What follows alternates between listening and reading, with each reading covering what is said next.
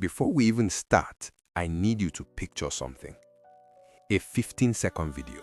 That's all it was. 15 seconds. Recorded in a school corridor in Port Harcourt. No sound, just two figures. And by the time the sun rose the next morning, that clip had destroyed a man's life. But here's the thing nobody asked. Nobody stopped to ask what actually happened in that room. Today, we're going to find out. And I'm warning you right now, you are not ready for this story. The school behind the gates. Elite Scholars Academy, Rumola Road, Port Harcourt. Gold-painted iron gates, air-conditioned classrooms, marble floors. The kind of school that sends fee reminders in British pounds just to remind you who you are. From the outside, paradise. From the inside, a battlefield dressed in pressed uniforms. Old money kids who wore arrogance like a school badge. Scholarship students brilliant enough to earn their seats, but never fully invited to sit. And then somewhere in between, students like Adaura Nosu. Guys, Adaura's story is the one that will break your heart because she didn't start out as a villain. She started out as a girl who just wanted someone to notice her. The man in room 12. 43 teachers at Elite Scholars. Most of them collected their salary, marked attendance, went home. But one name students actually said with feeling. One name that showed up unsolicited in graduation speeches. Mr. Chike Okoro, 32. Literature teacher SS1 through SS3. Chalk dust on his sleeve by 8 a.m. A pen always behind his ear. A voice that didn't need to shout to command a room. Room 12 was his kingdom. Quotes on every wall. Achebe, Adichie, Soinka, Baldwin. A reading corner with plastic chairs. And a poster that read, "The story you tell yourself about yourself is the most powerful story ever written." He had a wife, Ngozi, a small apartment, an old car, and not a single apology for any of it. Shikio Koro was a man at peace with choosing purpose Nosy, over profit. I have no regrets. I know, my love. Choosing purpose over profit was the right path. I'm so proud of you. Students who had graduated years ago still came back to visit him. That's the kind of teacher he was, which is exactly why what happened next was so devastating. The girl nobody truly saw. Adaura Nusu, 17. Chief Nusu's daughter. Oil industry consultant, GRA mansion, 4 floors, fountain in the front yard, staff quarters at the back. By every external measure, this girl had everything. And she was profoundly, quietly, desperately lonely. Her father traveled to Abuja every Monday, came back sometimes on Friday. When he was home, he sat in his study and made calls. Yes, the figures look good. Proceed. How's school? Fine. Good. Now, about the pipeline project. Occasionally, he'd look up and ask, "How's school?" She'd say, "Fine." He'd nod. That was the relationship. Her mother, Ify, was an ex-beauty queen turned Instagram lifestyle influencer. 300,000 followers, daily posts, skin routines, vacation photos, captions about choosing yourself. What she had not chosen, what couldn't be bought or branded, was actual presents for her Mom? daughter. Perfect. This will get so many likes. You never see me. Adaura did dinner alone, most nights, in a 4-floor mansion. Let that sink in. She rode to school every day in the family's black Land Cruiser, driven by a man everyone called Uncle Emeka. Not her uncle, not warm, just a driver who had been with the family 6 years and had small, careful eyes that watched everything. At school, her loneliness wore a mask. The mask looked like arrogance. She didn't laugh easily, didn't join cliques, carried expensive things without flaunting them. So her classmates decided she thought she was better than them. Look at her, acting like she's better than all of us. Yeah, she thinks she's too good for the rest of us. 2 girls, Chiamaka and Blessing, had made Adaura's unofficial project. They whispered about her clothes, mimicked her voice. Oh, look. Adora's crying again. What's wrong? No friends to save you? Just leave me alone. Yeah, run away. No one wants you here. Once, during a group assignment, They slowly shifted their chairs away from hers, 1 centimeter at a time, until she sat completely outside the circle. Pen hovering, name not called, work not assigned. She held it together through the class, then walked to the 3rd floor bathroom, turned on the tap full blast, and sat on the cold tiles and fell apart quietly. Because she had learned early, crying loudly attracted the wrong kind of attention. The assignment that started it all. October, 2nd week. Mr. Chike assigned a written response to Elichi Amadi's The Concubine, a personal reflection on fate versus free will. Most students wrote 2 paragraphs. Adaora wrote 4 pages, front and back. She wrote about a woman destroyed by forces she didn't choose in a world that never asked her what she wanted. She wrote with a ferocity that surprised even herself. Mr. Chike kept her back after class. Mosu, sit. She sat like someone preparing to be criticized. He held up the papers. This is not a secondary school assignment. This is thinking, real thinking. Who taught you to think like this? She opened her mouth, closed it, because nobody, not one person in her life, had ever looked at something she made and called it remarkable. I just wrote what I felt, she said finally. That, he said, is the hardest thing for most people to do. Don't stop. That was it. 2 sentences. But guys, those 2 sentences did something to Adaora Nwosu that no one could have predicted.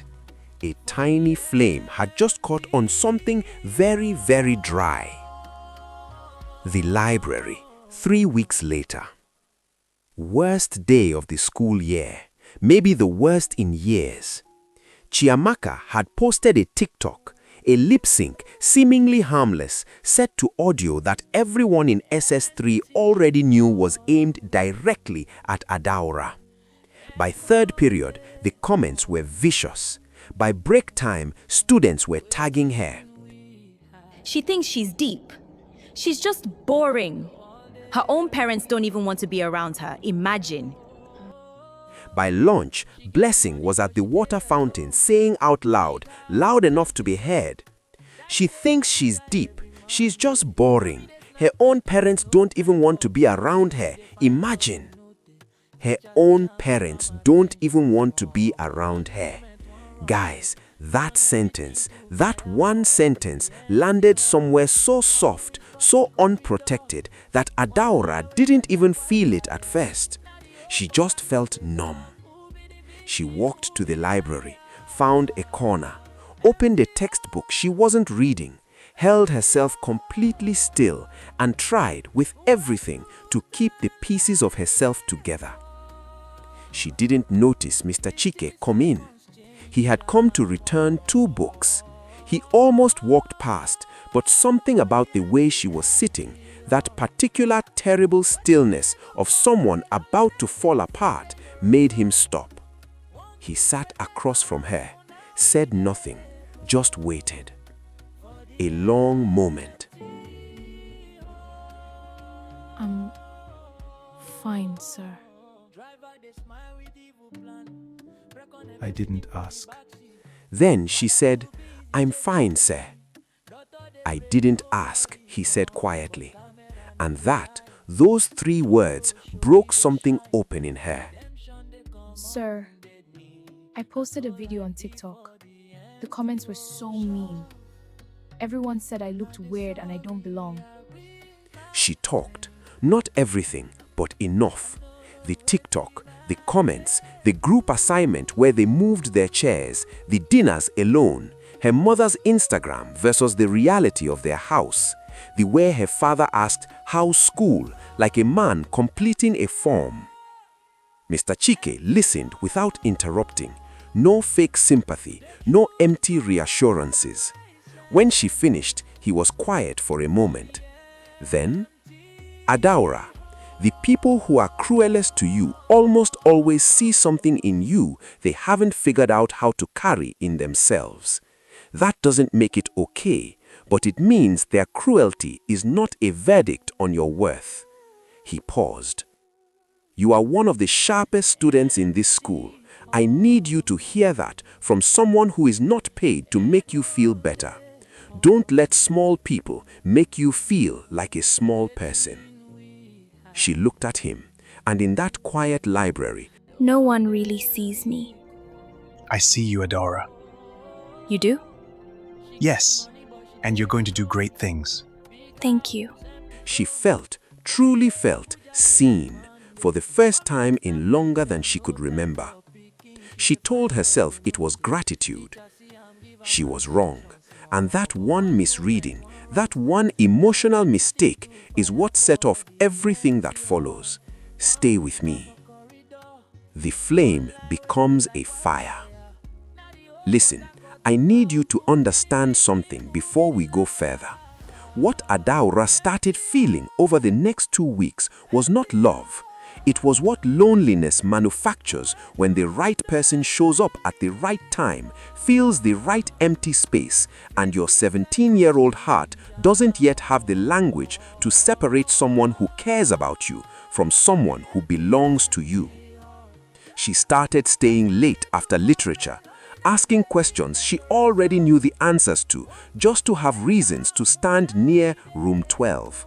She wore her uniform differently on literature days, applied lip balm before entering his classroom, and told herself it was because Hamatan was coming.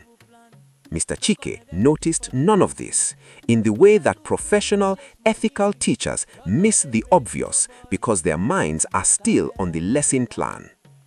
But someone else noticed, and this is where the story stops being just about a girl with feelings and becomes something far more sinister. Uncle Emeka, the driver, 6 years with the Nwosu family, patient, watchful. He had noticed 14 months earlier that Chief Nwosu sometimes left his laptop unattended in a study with no camera. He had seen things, financial things, private things.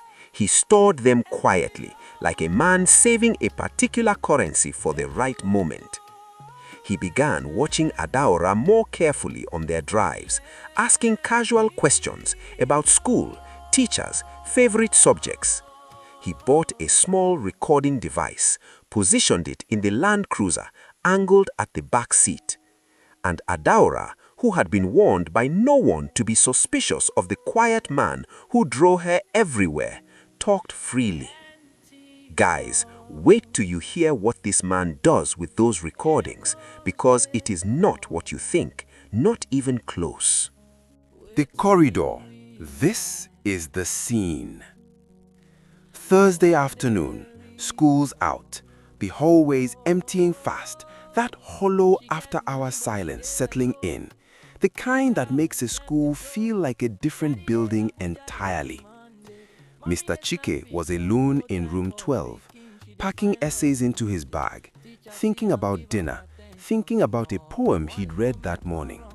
Ordinary thoughts, ordinary evening. He did not hear Adaora come in. She had planned this, told the gate security she was waiting for her driver. Technically true, because she'd already called Uncle Emeka and told him she needed 20 more minutes. She had rehearsed what she would say. She had told herself it was just gratitude, just a thank you, just... She walked through the door. Sir. He looked up. Nwosu, school's over. You miss your ride? No, sir. She stepped in, pushed the door, not fully shut, just partly, and walked toward his desk, slowly, deliberately. Stopped closer than any student-teacher conversation required. Mr. Chike straightened. Something shifted in the air. He set his bag down. Okay, what's on your mind? She looked at him directly. Her voice dropped, practiced, deliberate. You're the only person who has ever made me feel like I matter. You're the only person who has ever made me feel like I matter. Adaora, I think about you all the time. She didn't look away. I know what you're going to say. I know it's wrong. I know. but I can't help it, and I need you to know. She took one step closer. Just kiss me once. That's all I'm asking. I promise, after every exam, I'll graduate top of the class, so I'll never breathe a word. Just kiss me once. That's all I'm asking.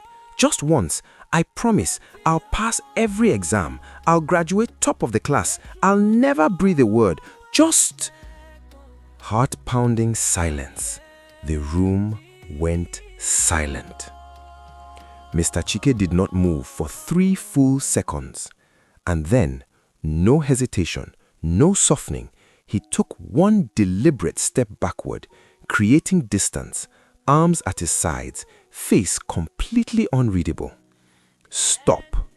One word, quiet as a closing door, which somehow made it more absolute than shouting. Adaora froze. Adaora, he said her name like it was the most important word in the room. I need you to listen to me very carefully. Nothing you just said is something I will ever respond to.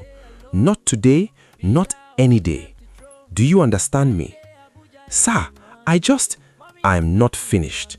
His voice stayed level, calm, but iron. You are a remarkable young woman. I mean that. But I am your teacher. I am a married man, and you are 17 years old. What you are describing, even if none of those things were true, would be a betrayal of you, not of me, of you. She was very still, her face doing something complicated. What you are feeling right now is real. I won't dismiss it, but it is not what you think it is. It is loneliness looking for the nearest exit, and I cannot be that exit because it will destroy you, and I refuse to be part of that. He picked up his bag. Go home, write something. Come to class Monday, ready to be who you actually are. He walked past her, out the door, down the corridor, footsteps fading. Long silence. Adaora stood alone in room 12. The embarrassment hit first, then the humiliation, then something harder, the anger of a person who offered everything they had and watched it land like nothing. And that anger, that specific wounded, dangerous anger, is what made her pick up her phone and call Uncle Emeka. The call that changed everything. Music darkens. Uncle Emeka picked up on the first ring. Of course he did. I'm just outside, Ada. Ready? Her voice was flat, hollow. He rejected me. Silence on the line. Then, measured carefully. These things happen. Sometimes people don't know what they are turning down. She said nothing else, got in the car, stared out the window the whole ride home.